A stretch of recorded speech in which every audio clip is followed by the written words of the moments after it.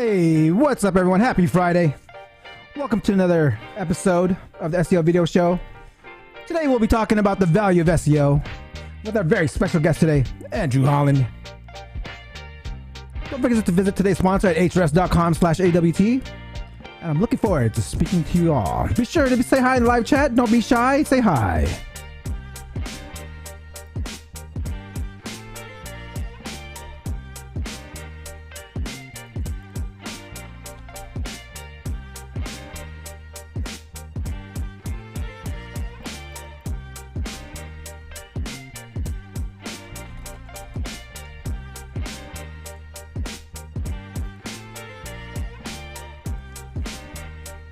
Stefan, my man, happy Friday.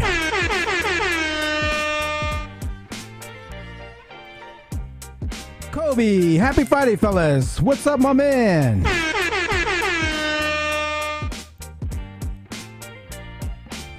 Nubia, hello.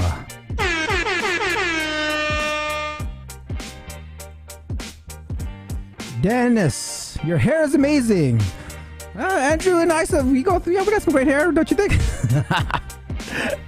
Thank you, Dennis.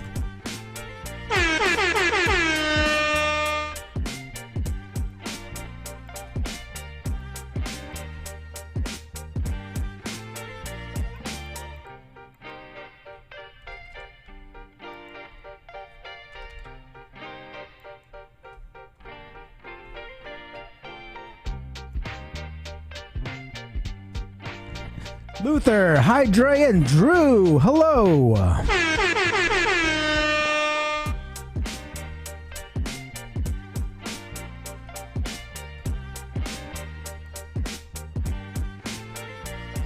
Happy Friday, y'all. Welcome to another episode of the SEO video show.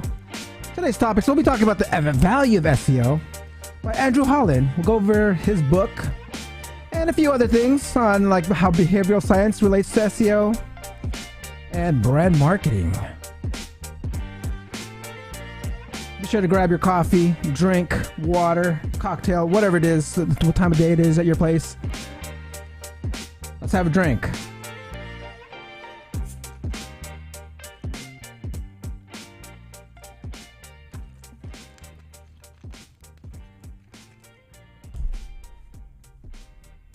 Don't be shy, guys. I see a few of you out there.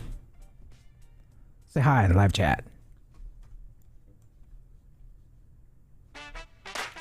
Oh yeah. Who's ready for today? Let me know.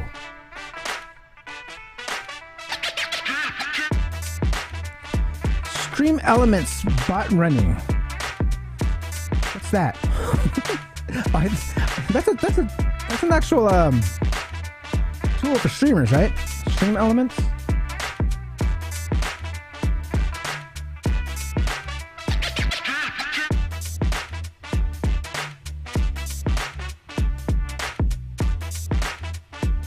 All right. Today's topics, we'll talk about the value of SEO, behavioral science, and SEO, and how brand marketing can relate to SEO. A lot of good things today with our special guest, Andrew Holland. Happy Friday, y'all.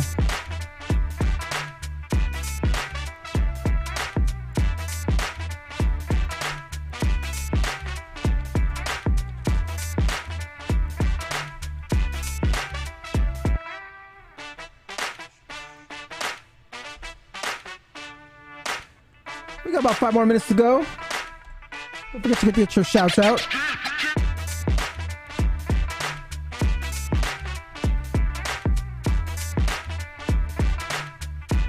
There we go. Fletcher Compton, happy Friday.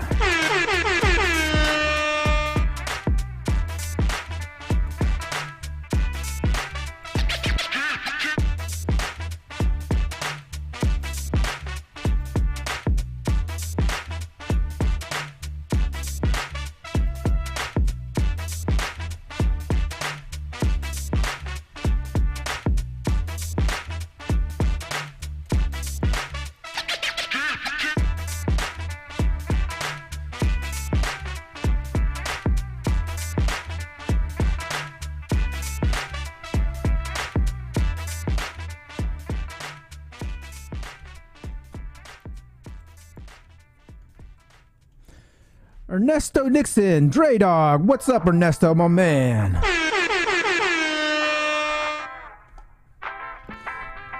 All right, guys. If you guys want a free care package from Ahrefs, be sure to put I Love SEO in the live chat throughout our episode. Shoot me an email, dre@seo.video.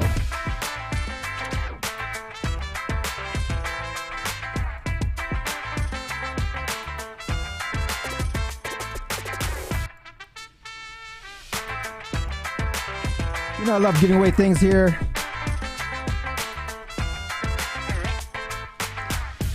Davidson, I Love SEO. Hello, Davidson. Shoot me an email at dre@seo.video.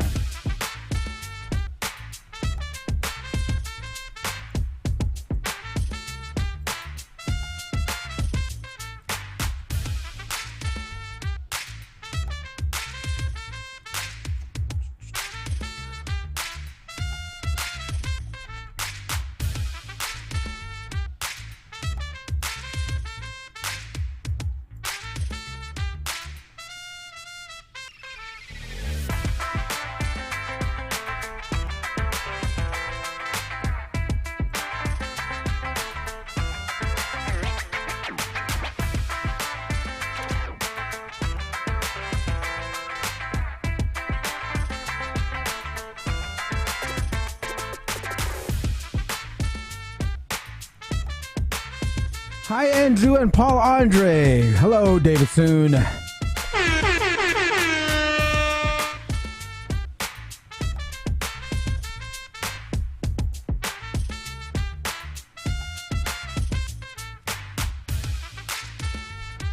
right, guys. We got about 2 more minutes to go. I see Nico in the live chat. Happy Friday.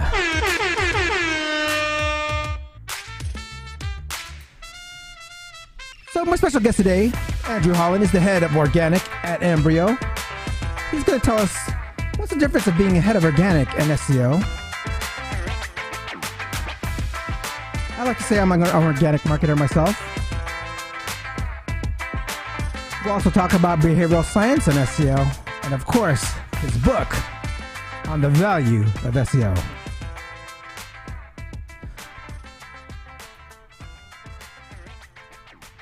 If you're not following Andrew on LinkedIn, he posts daily on LinkedIn.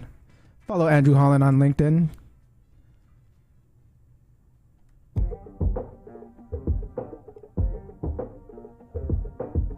All right, guys, we've got 1 moment to go. We talk about the value of SEO and so much more with our special guest, Andrew Holland, the head of organic at Embryo. Visit today's sponsor, ahrefs.com/AWT. So I'm going to go ahead and start getting things ready here, so don't be shy. Say hi in live chat before I go live.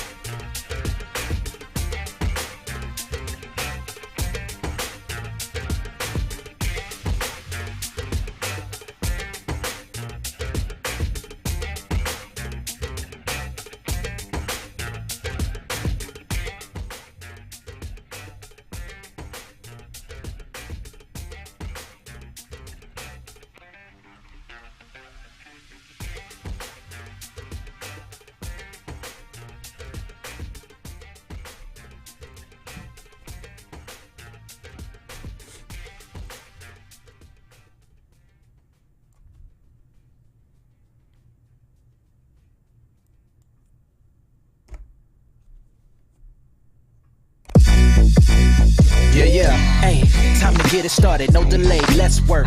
Wanna see you be an SEO expert. Paul Andre De Vera, steady dropping knowledge. Over 15 years in the game, so he knows all about it. Master the art of SEO, you will be amazed. Time to get your brand off page to on page. Dropping knowledge, legendary for sure. Whether you're just getting started or self-employed entrepreneur. Yeah, let's go. Subscribe to the SEO video show. Hey. Hey, welcome to another episode of the SEO Video Show where SEO is alive and fun. My name is Paul Andre de Vera, aka Dre, and I curate SEO videos released in the past week into about 1-minute clips. My favorite part of the show is when I get to introduce my guest, and my guest today is the head of organic at Embryo, Andrew Holland. Before we get started, let's say what's up to everyone in chat. I see Nico, Davidson, Ernesto, Fletcher, Luther, Stefan, Kobe, Nubia. Welcome everyone. Please don't forget to like, subscribe, and hit that notification bell. Now let's get on with the show. This is Ted DiBiase, the $1 Million Man. Why do SEOs love the farmer's market? Lots of organic content.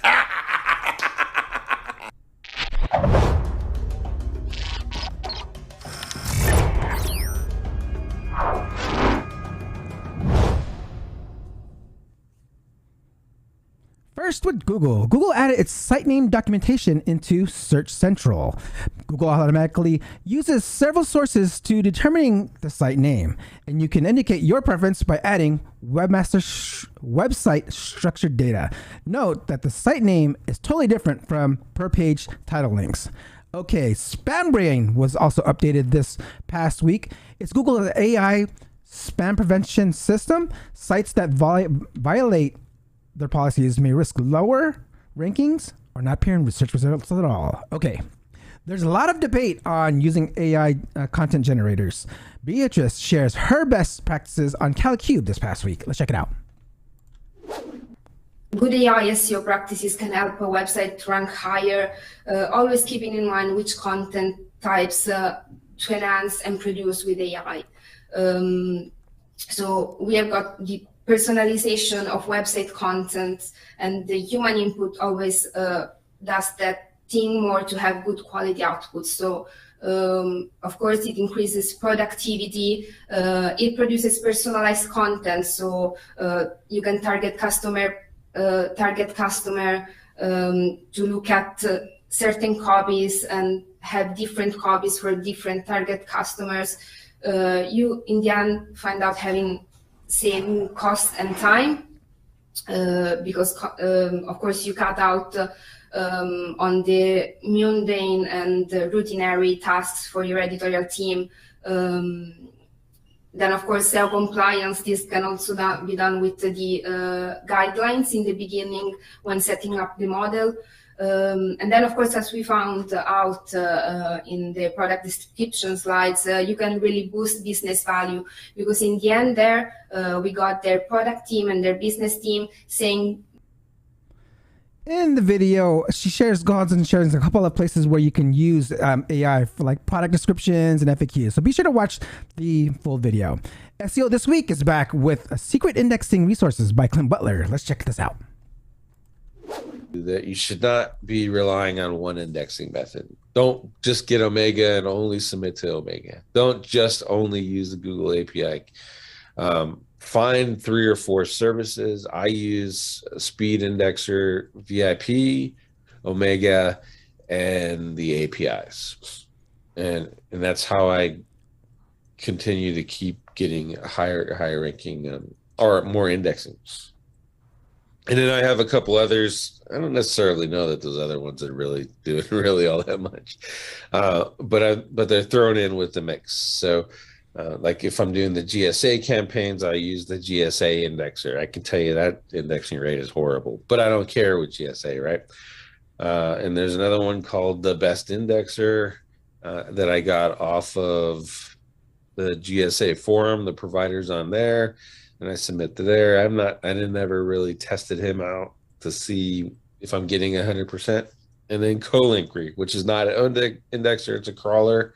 And in some cases, crawling is all you need. So, but the point of the story is make sure you're using multiple resources for that. I can vouch for the resources Clint mentions in his in the video, as I use them in my own SEO secret sauce. The critical thing is what he mentions is getting your links crawled. Okay, this past week I was actually on the Strategic Marketing Show and spoke about SEO for Enterprise SaaS. Here's a quick clip of the video. Understanding the buzzwords within your industry is very important. Like you can go to like Gartner reports or like Forrester reports, and they kind of like they usually coin some certain terms. Being sure to include those would help you rank for these terms that maybe have zero search volume, but the industry is calling it a certain something, include those in your meta descriptions. Include those maybe in your meta titles, and start ranking for these new buzzwords that the high reports are coming out with to help you get ahead of the game. I drop a ton of SEO for Enterprise SaaS knowledge bombs in the video, so be sure to check out the whole video. Is SEO worth it? Samo gave us 2 questions to ask ourselves. Let's check it out. Is SEO worth it? Just answer the questions in this flowchart, and you'll know whether search engine optimization will be worth your time, money, and effort. So start by asking yourself, are potential customers searching for what I sell or do? If the answer is yes, then follow this path, and ding, ding, ding, SEO is worth it. Now, if you answer no to that question, then follow this path and ask yourself, are potential customers searching for solutions to problems that your business helps to solve? If the answer is yes, go this way, and ring-a-ding-ding, SEO is worth it. Now, if you answer no to both questions, then SEO may not be the best marketing channel to focus on. Do you know who can share the value of SEO? My guest today. Be sure to ask questions and I'll address them in the order that they receive. But before we introduce our guest, here's a word from our sponsor. Are you sick of your competitors outranking you in the search results? Your solution is Ahrefs Webmaster Tools, and it's free $99. This isn't one of your 14-day free trial offers. Instead, it's a super powerful tool that'll do a full website audit for you and keep working for you for free. It'll scan your site and prioritize precisely what you need to fix and improve for your search results. Visit ahrefs.com webmaster-tools for this free tool. Find the link below, and by checking our sponsors, you support this show. Now let's introduce our guest.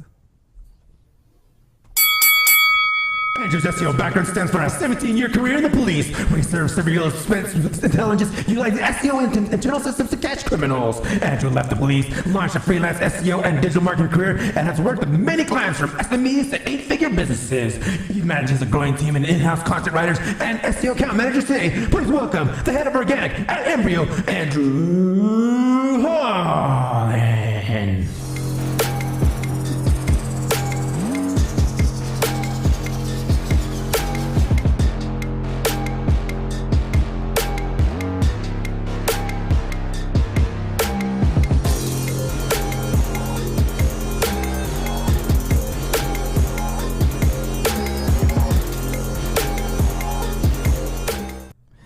Andrew, my man, welcome to the show.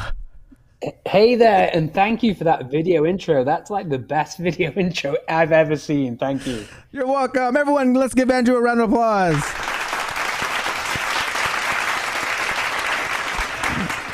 All right, Andrew. So I'll just get right to it. This is the first question I ask all my SEO professionals that come on board. In 1 minute or less, how does Andrew get ranking on page 1 of Google? Okay, so the secret recipe that no one ever talks about is really great content. I think you've heard that before. But the other thing that people miss is build a brand. Do real world marketing, and you'll have the easiest path to page 1 ever. Love that. First knowledge bomb of today. All right, let me go ahead and rewind this real quick. Hold on real quick. Andrew, take us way back. Let us know how you first got into SEO.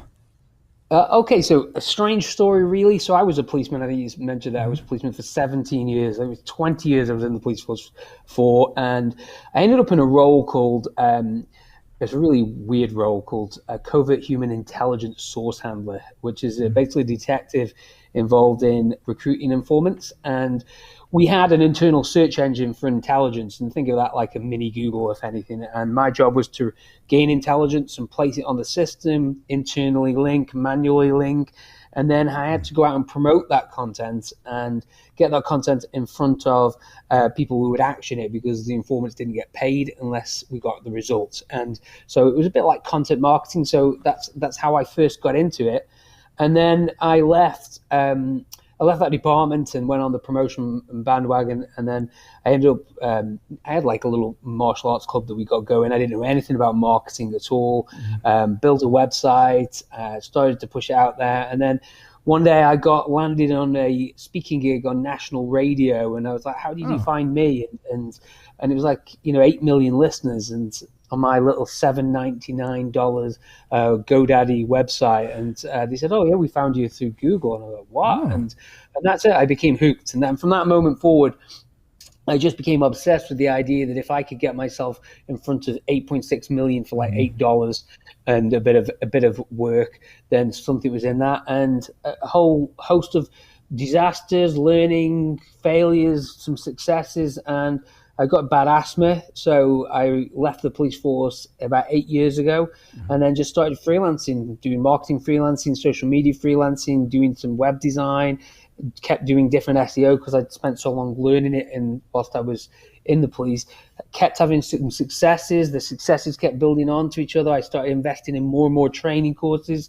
and then one thing led to more successes, and then before you know it, I'm here at Embryo as a head of organic. Love that. A $7.99 investment to speak to 8.5 million listeners. Wow. Talk about the value of SEO. All right. So I want to, what part of SEO did you actually like about SEO? Like what made you so interested in it? I think what the SEO does is it reaches an audience that most people couldn't do without on a budget. You know, for me, SEO was about marketing without a budget, and that's initially allowed it. You know, there's so much money involved in marketing, and it's so difficult to break through. SEO allows people without big budgets to access a community, an online community, which is what it is. Internet users are a channel, and it allows you to access them at any, just using your skill and ability. And it's obviously more to it, but I like that. SEO is for the underdog, first and foremost. Love that quote. SEO is for the underdog. Love it, love it, love it, love it. Okay, so you mentioned that you were taking some courses and stuff like that. So I mean, like, what are some other ways? Let's go in detail about how you actually learned SEO. That is pretty cool. So basically, I started.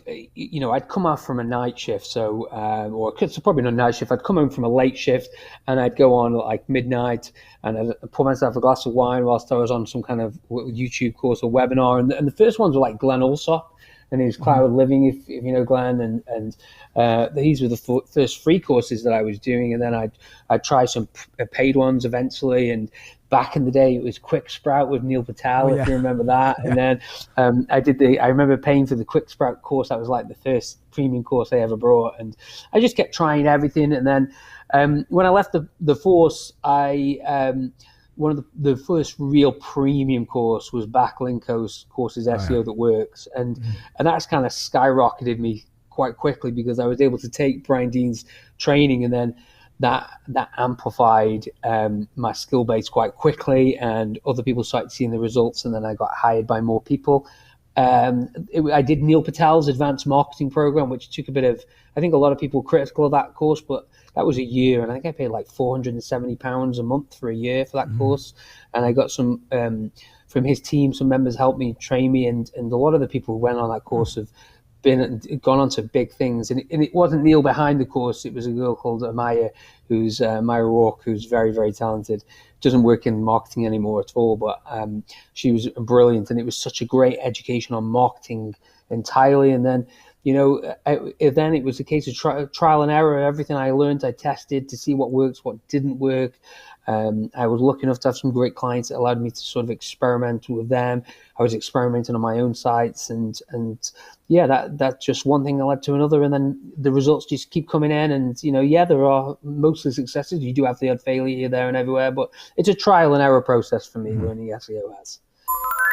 Love that. So take us through your SEO journey now. So you actually started. You actually have your own agency, right, or your own consulting company at the moment. And it's kind of weird. So obviously I'd been doing this freelancing thing with social media when I first started. Like, when I first started, I was charging £270 a month, £470 a month. So if anyone's listening in that, and they're in that kind of price range, that's where I started at. And then I was lucky enough, you go up, you learn about pricing and marketing. And I went from me on my own as a freelancer to what you would describe, I suppose, as a boutique agency, which is me and a full-time assistant, and then, and clients and freelance support. And I was pretty happy doing that. Then we were on paper a 6-figure agency then. And then the wonderful COVID hit. And I let everybody out of contracts because people's businesses had legal firms in the motor industry, you know, there was no accidents, there was no business coming in,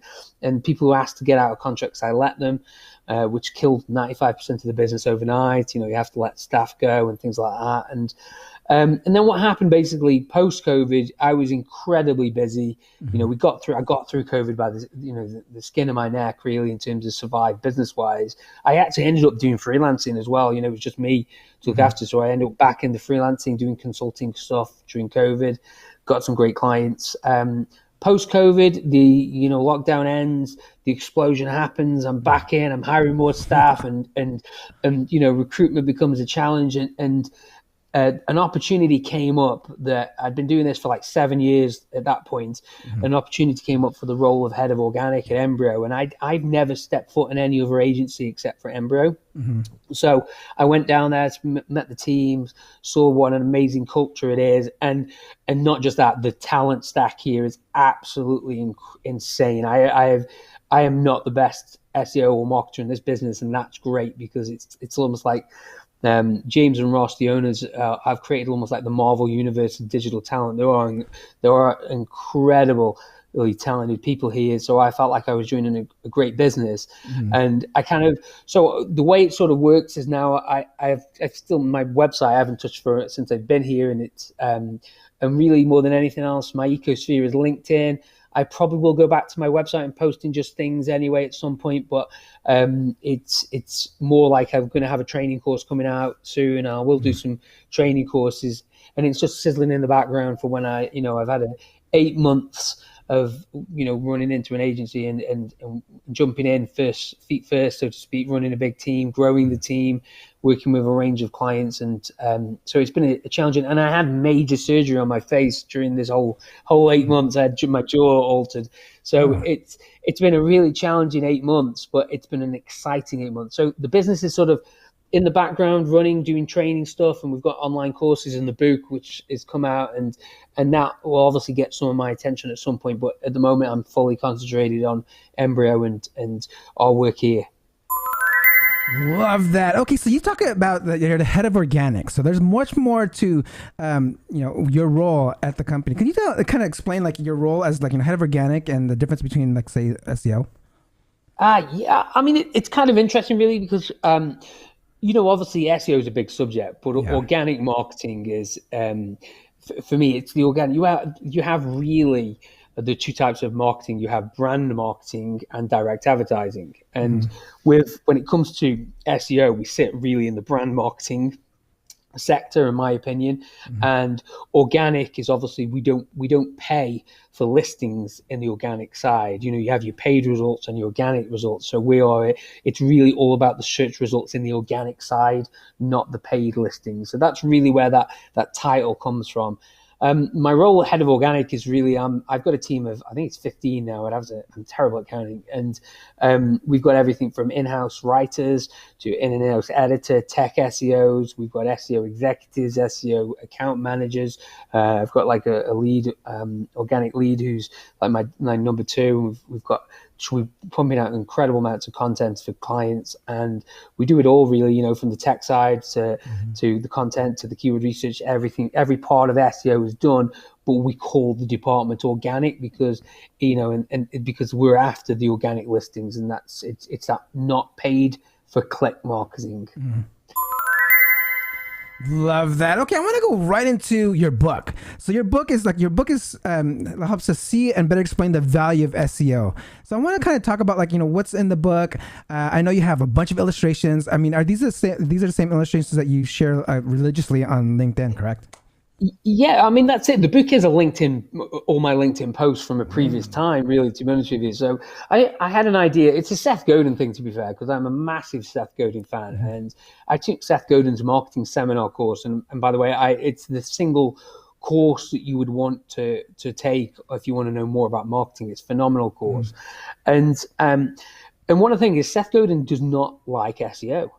He actually calls it the salt mines of SEO. And here I am, I went on that course and I listened to Seth, and he didn't like SEO. And that was like, oh my word, you just stabbed me in the heart, Seth.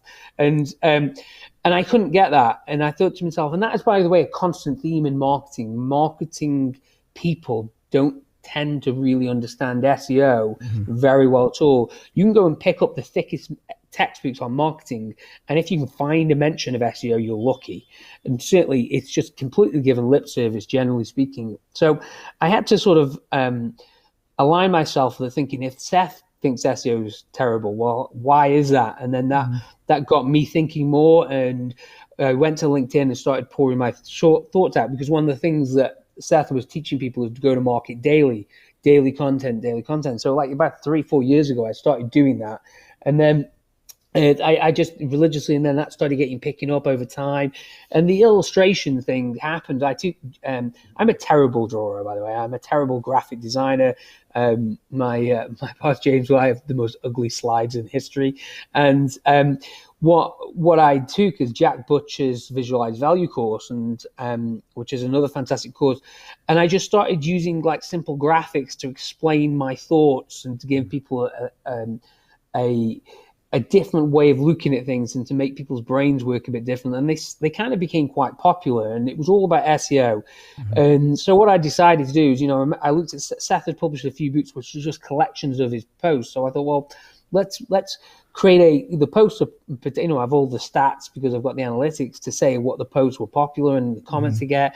And I thought, let's build a collection of these, because LinkedIn's bad at it. Like, it's searching on LinkedIn is virtually impossible for your content because of the nature of it, unless you've got something like Shield Analytics, which I use. So I put that book together with the illustrations in, and I just put it out there in the world really as a collection. And I've always wanted to write a book, and hopefully it's the first of many. And I think it helps people to better articulate the value of SEO. It does cover a few other things, my little rants and stories and things like that. So, and generally speaking, it's an entertaining SEO book. That's the goal, that helps people to engage in better conversations with stakeholders internally, or with clients, or just generally anybody, to talk about the benefits and the value of SEO.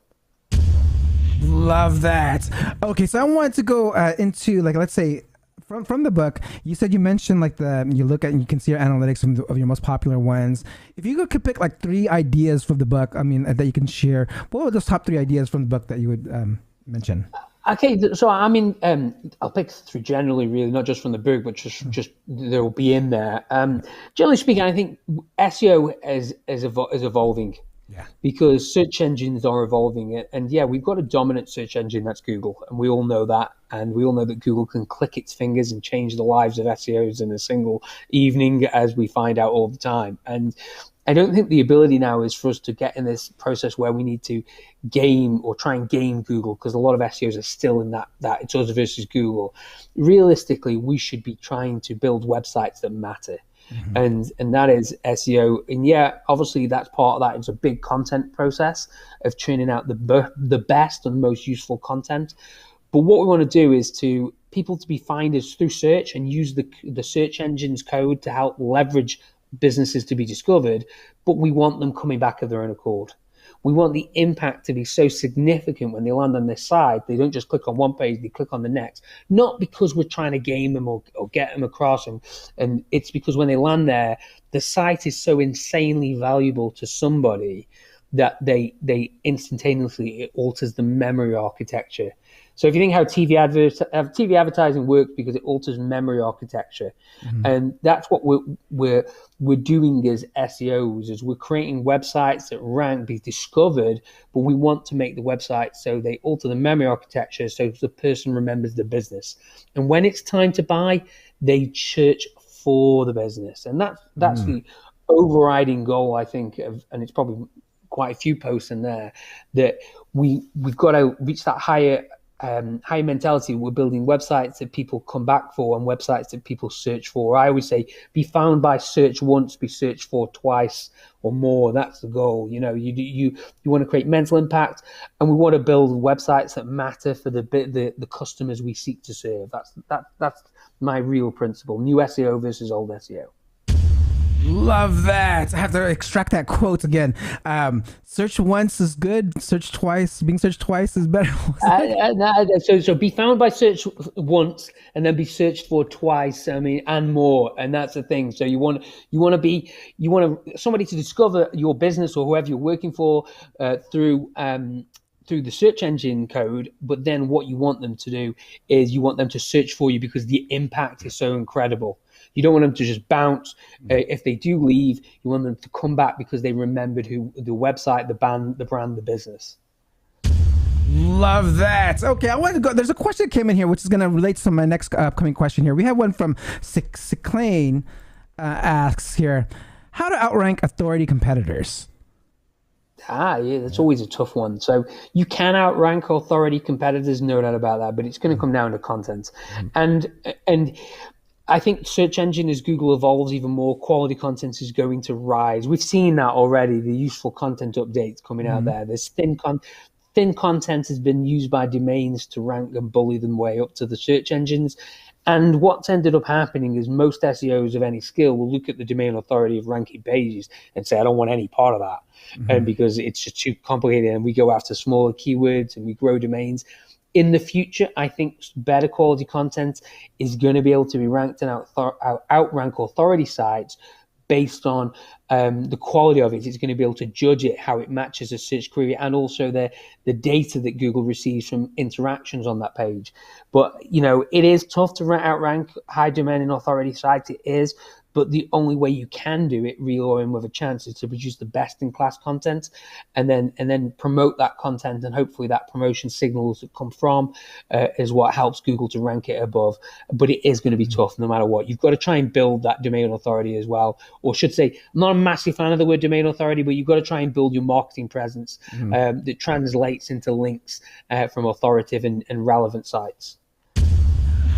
Love that.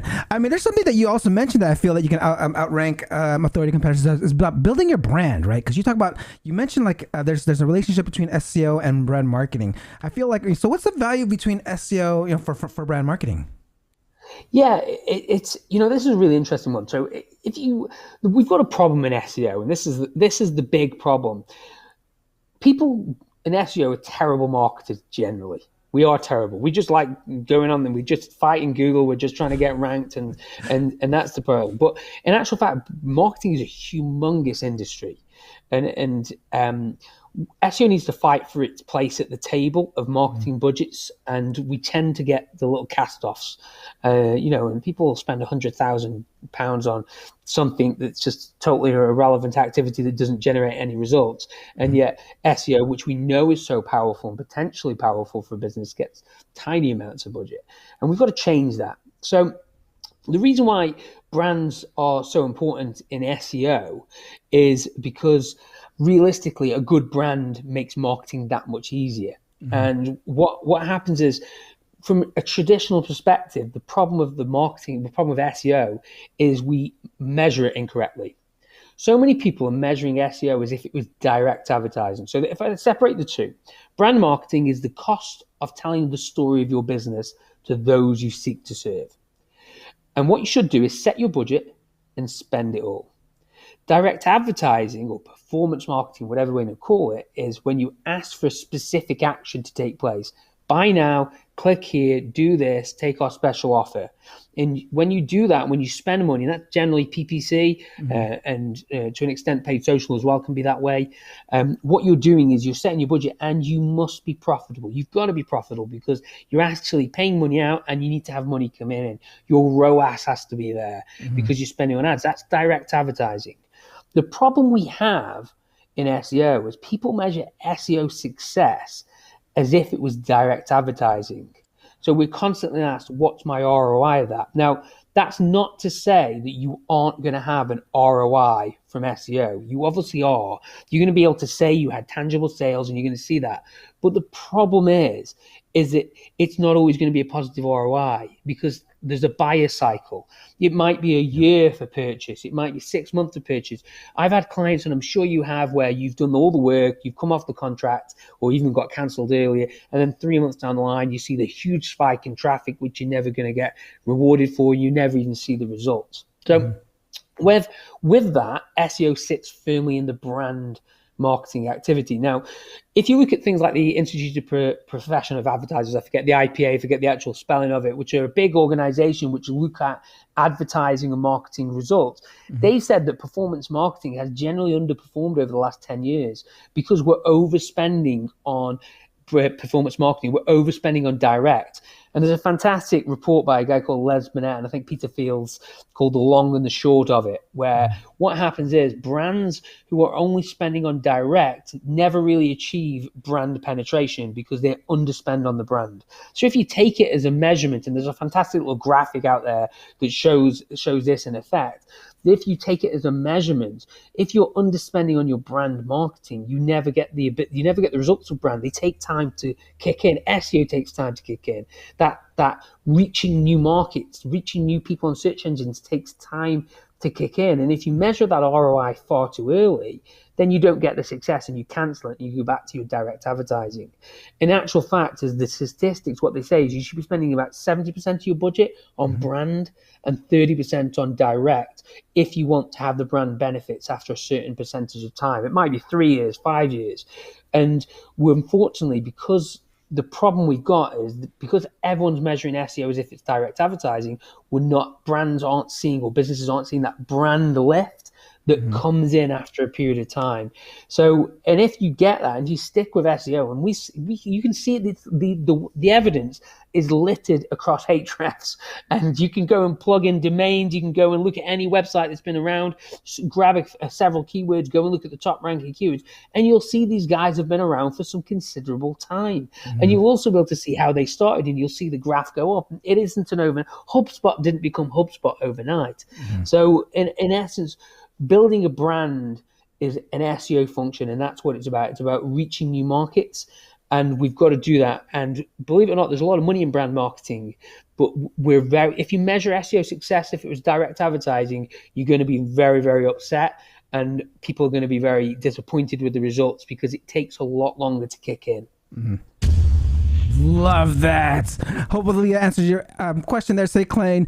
I have another one here from Hobby. Our buddy Hobby asked a question, which I think fits really well with you building a team and everything else. It's like, how do you scale productivity, SEO productivity? How do you scale SEO productivity? That's an interesting one. Don't sleep, I think, is probably the easiest answer. I mean, it's difficult because, ultimately, I've been in all shapes and sizes. I know I've got a big team now, 15 people. I've got SEOs. I actually don't do the SEO anymore. I'm involved in the strategy, and I've got arms and legs, so to speak, that do the work for me. But I've got a really talented team that do their own strategies. Yeah, they come to me for advice and things like that. You can't really replace humans in SEO. I know there's a lot of AI content, and and there's lots of discussions about that. But ultimately, it doesn't matter how you go about it. You need humans, and that's how you scale productions. The real trick with SEO is pricing, because pricing allows you to scale things. And again, I remember Backlinko put out this report, and I think Hrefs might have done one on Mars where they looked at the average industry of SEO and what people are paying for SEO, and it is peanuts. More people spend, more businesses spend more on their Christmas parties than they do their SEO. And because, again, as a marketing channel, we're really bad at marketing ourselves.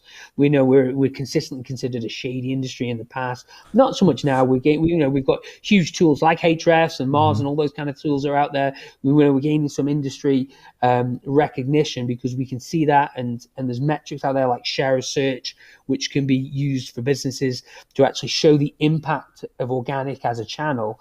But you can't replace human beings, but you'll access more human beings as SEO gets more budget, which goes back into this talk about the value of SEO. We've got as a channel constantly be promoting the value of SEO and what it does for businesses, because that's how we get more marketing resources, more budget. So if you're looking to scale it, how do you increase productivity? Yeah, you can have a good workflow, a good day, but nothing beats humans, and you can't get more humans unless you've got the money to pay for them. Excellent. Love that. Okay, so you mentioned we should be using more humans, but does as a team, do you use any AI tools to help you or no, we don't. I mean, I've used AI tools and I've used AI writing tools and tried them for my own projects, and I think everyone's really on the fence of AI, and I think AI is about. There's a potential. Obviously, Jasper's had $125 million seed investment yesterday. I read, and I like the idea of AI writing assistants to help people to get their ideas out on paper, to be able to shape, but it's an assistant. And I think that will be a thing. One day, Google might turn around and say, yep, that's a thing. The problem is that the AI industry could end up harming itself because you've got these push button content you can create. I saw an AI tool the other day that's 2,000 word blog post tool. You press a button, you get 2,000 words out, and that's where the danger comes, because we're obsessed about this, because Google doesn't want terrible thin content. You've got sites which are going to be AI thin, no expertise beyond there, so it's going to create systems to deal with that. And it's interesting for us as professionals is that people who are experts and businesses with expertise, that the SEO game is going to be about bringing their expertise to the forefront. Author profiles, real world marketing, speaking on events like this. These kind of things are going to be even more important moving forward.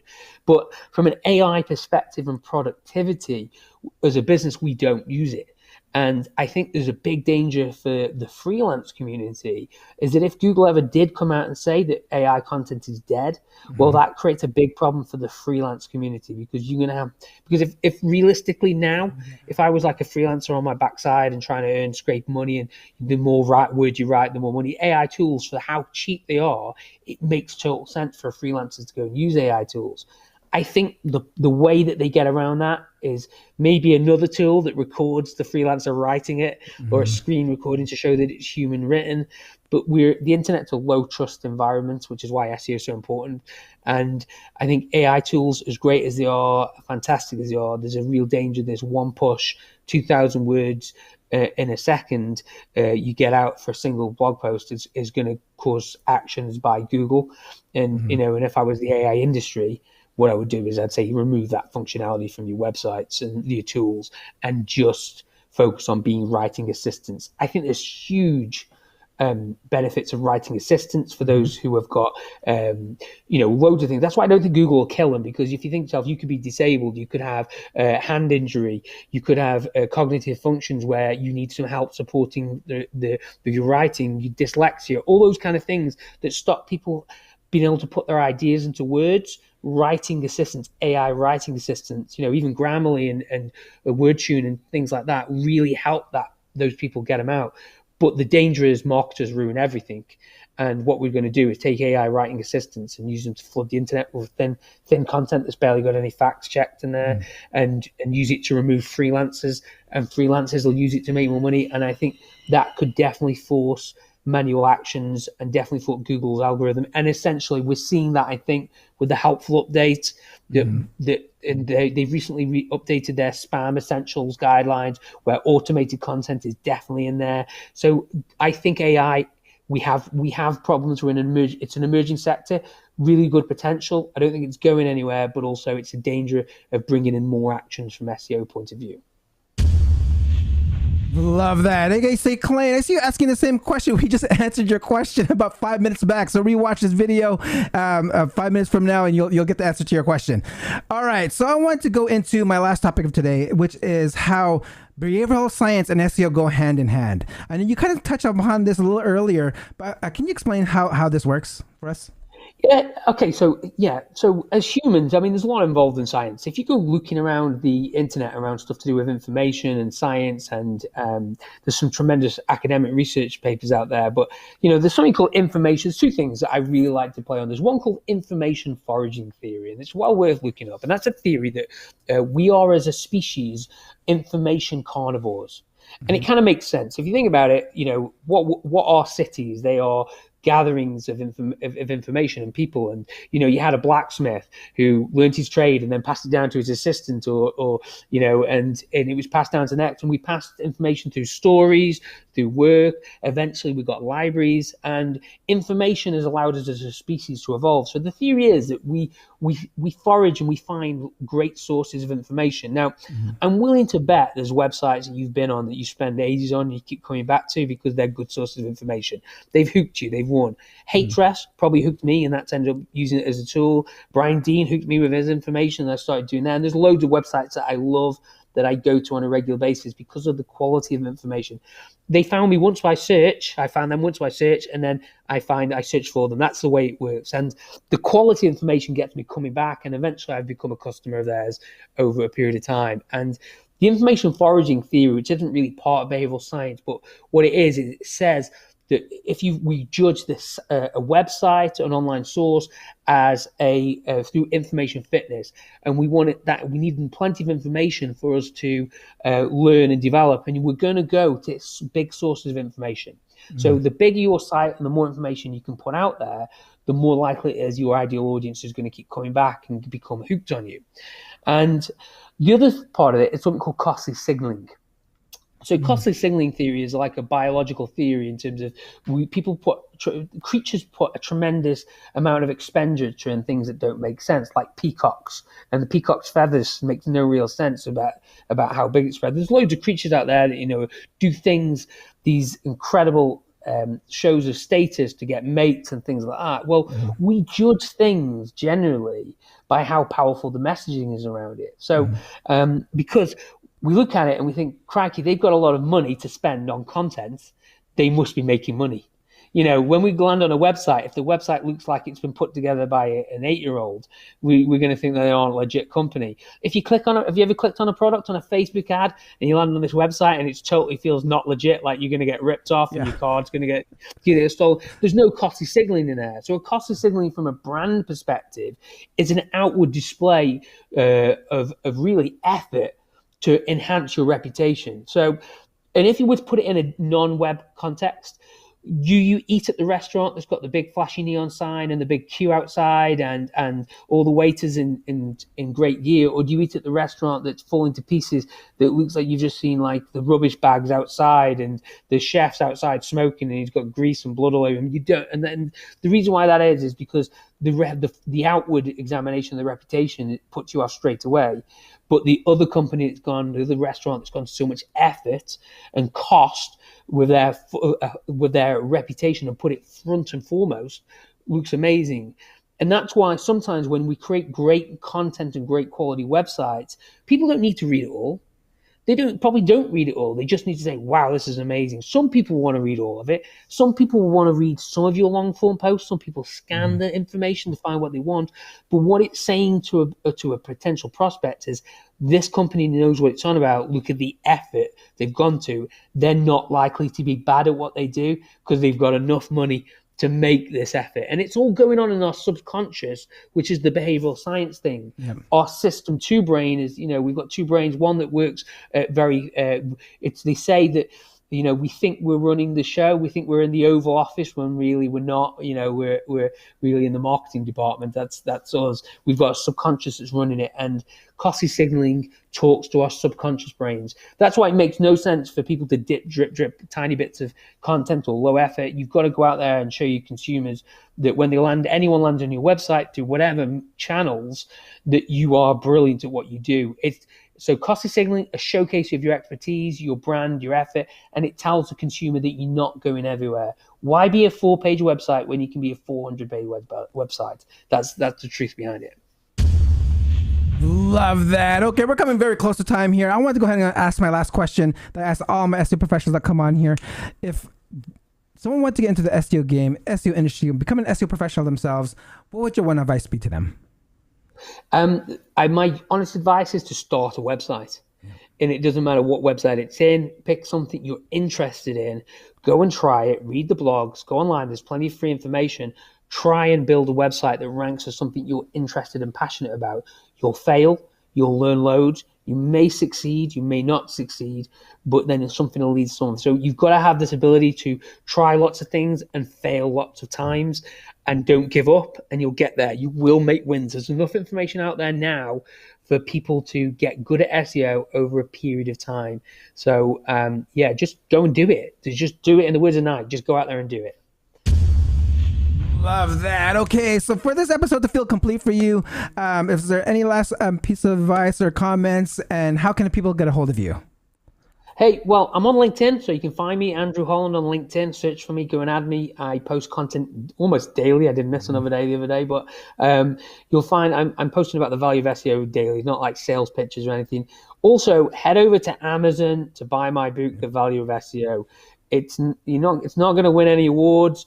It's probably going to entertain you if you're in SEO, and hopefully it's going to give you some opportunities to talk about SEO and some tools to be able to raise the conversation in the room of SEO and feel confident enough to answer questions about how it fits into marketing and how it can benefit a business. Love that. Okay, so there's actually one more thing I always ask my SEO professionals is that if you have a special talent, you want to sing, you got to play a guitar, you want to show some magic trick. Hey, no, I haven't. I don't have any special skills. I'm my only specialist skill is I'm a learner. I love to learn, and I'm sorry, I can't sing or dance. All right. Can you hold on for 1 second while I sign off here? Hold on real quick. Yeah, no worries. All right, guys, that concludes another episode of the SEO Video Show. Don't forget to like, subscribe, and hit that notification bell. And I will see you next week. Peace out.